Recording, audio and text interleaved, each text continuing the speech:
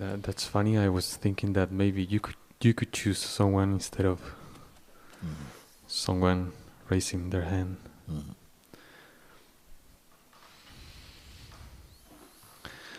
I thought for a long time that when this moment will come, I will have a great report for you.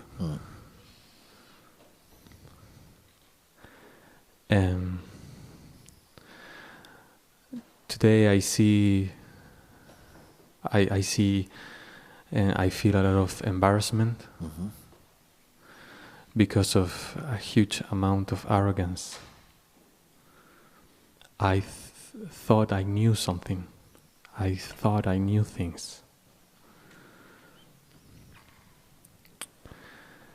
And I was behaving very arrogant in an arrogant way. And now I see that I don't know anything.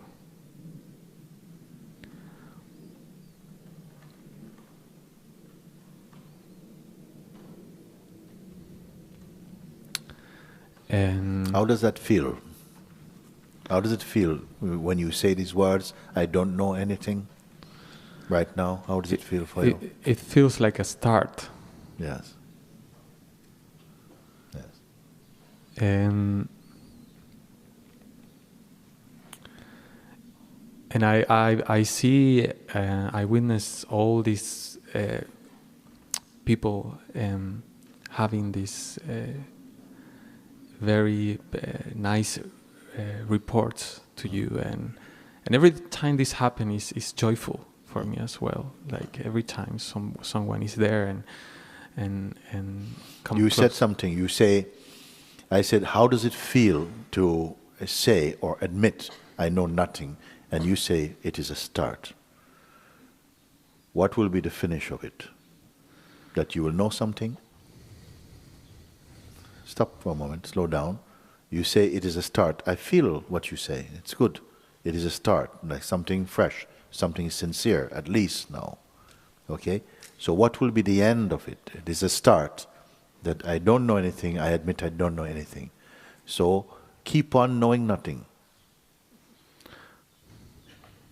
Keep on not wanting to find something, because the wanting to find something, the mind feels if I learn enough, I will learn my way into freedom maybe. That's one of the illusions. If I learn enough and study enough, and people who have studied tremendously, pundits of knowledge, have studied tremendously, sometimes find their knowledge gets in the way now. I've studied all these things, and something in me knows it's nothing. But I can't give it up, because I've acquired so much of this nothing. And I have to use it for something.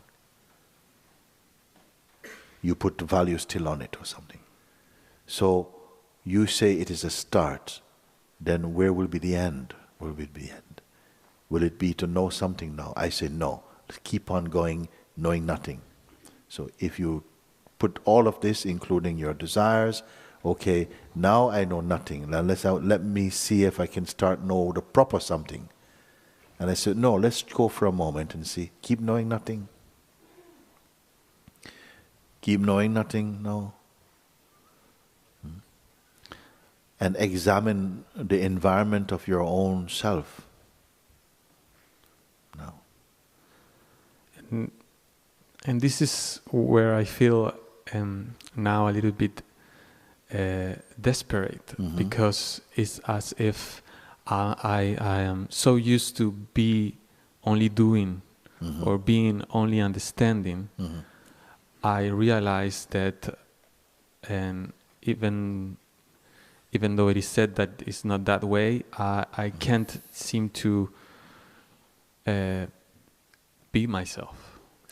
This is important also, because for a long time we move from one thing to another thing.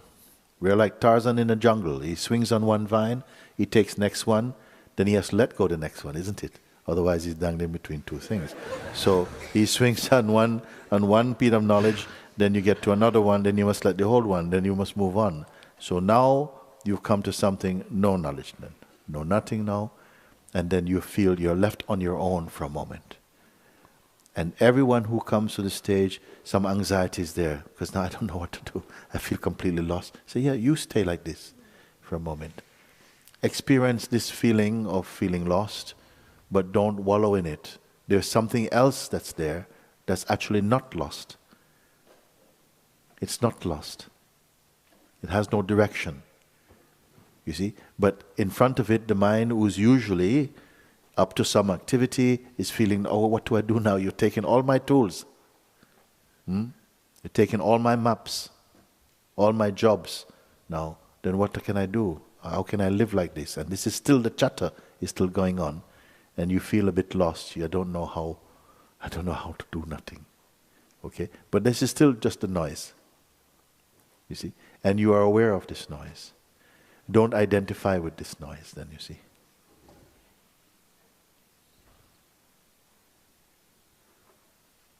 What does it mean, don't identify? Meaning that you feel this noise from the mind, some kind of an identity that you have been wearing for a while feels maybe a bit lost. I'm not accustomed to not having something to do.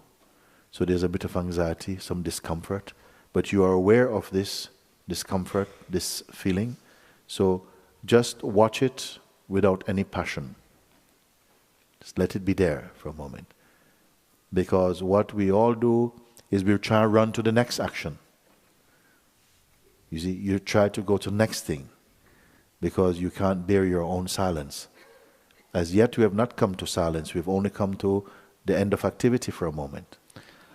I can't know what is to be myself. Say? I cannot know what is to be myself. Yes. It's not this type of knowing. It's not the classical knowing, which is one thing knowing another thing. It's not that type of knowing. You tell me not to do anything about it, not to go there. Yeah. But I feel that that's a synonym of being myself. And what I actually feel is just a strong pull out of myself. Yes, okay. This being yourself, when I speak it, feels very uncomfortable in your listening. Because this being yourself, you say, but I don't know, it may be not the right words you say, I don't know how to be myself. It actually pulls me out of myself. But how can it pull you out of yourself? When I say be yourself, I mean remain. Then maybe you say, but I don't know what self there is to remain. Are you saying like that? Something like that, yes. And if I say be nothing, also it still creates something. And if I say be it's just, if you say be nothing, it creates a peacefulness. If you say be, it creates stress. A stress. If I say be nothing, it creates a peacefulness. If I say be, it creates a stress. So to be is more stress than to be nothing. Yes, because when you say be, yeah, it feels like I have to do something. Okay. Be nothing.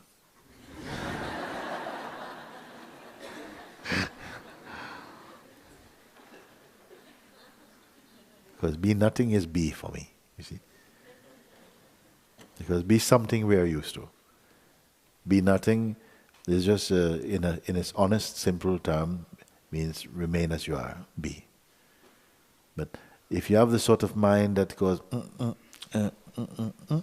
goes, well, that's kind of, then you must be aware of that. And I say beware of that because sometimes mind in this part of the inquiry starts to be super accurate. Super accurate. So to be or to be nothing. I see. Well, actually same thing. No, but it's not the same thing. You see, it can be like that. You see? So I want to free you from this so that this kind of mentality doesn't tighten you into another posture, like to be fixed into be nothing. because actually where you're coming into is a great flexibility, where words can be anything now, because you move beyond words. This be nothing is not a state induced by words only or supported by words. It's wordless. So it's beyond words, you see. Then when you go beyond words, you will not be afraid of words. Who gets this? Good. When you are beyond the words, then you will not be intimidated by word. You go beyond the concepts, and everything becomes concept. So even if I say Brahman, it will just now be a concept. If I say pure consciousness, you hear it just now, it's okay. Yes, because you have resolved yourself now. You don't need the words to tell you what you are now. You follow? You will still understand what they mean, but you won't have a complex about them now. If I say the being or the presence or the I am, you will still know it's the same thing. At a certain point, you know all the words are the same thing. It's all the same thing.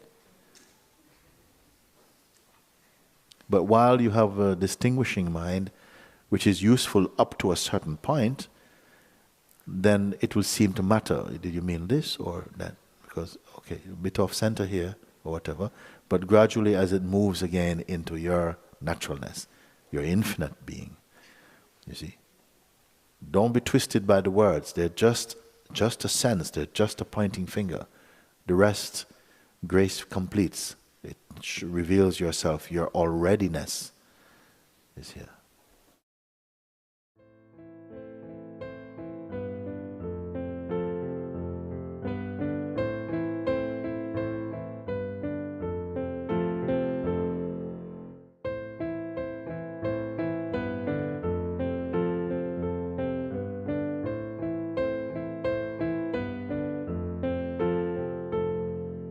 Take me